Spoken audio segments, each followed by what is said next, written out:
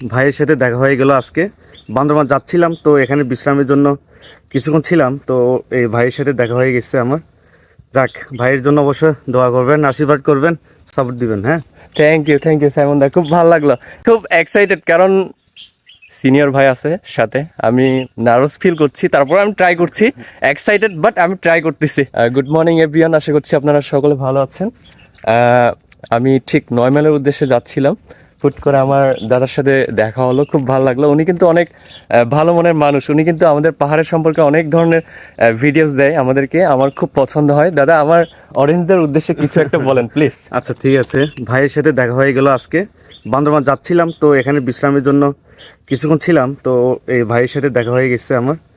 যাক, ভাইয়ের জন্য অবশ্যই দোয়া করবেন, আশীর্বাদ করবেন, সাপোর্ট দিবেন। হ্যাঁ, থ্যাংক ইউ সাইমন দা, খুব ভালো লাগলো।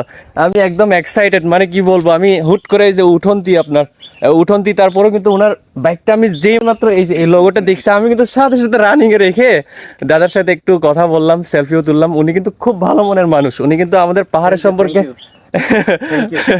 হুট করে দেখা, খুব ভালো লাগলো। আমি আশা করতে পারি নাই, হয়তোবা এটা আমার লাগছিল যে আমি হুট করে এই যে মুরোপাড়ায় যাচ্ছিলাম দাদা, আমি একটু ওই যে ওখানে একটা দোকান আছে, হালকা একটু ভিডিও করবো ভাবছিলাম।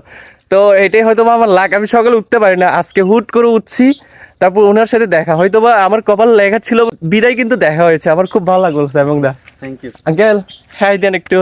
উনি হচ্ছে স্যামন দাদার বাবা, আমার আঙ্কেল। খুব ভালো লাগলো ওনাদের সাথে দেখা হয়ে।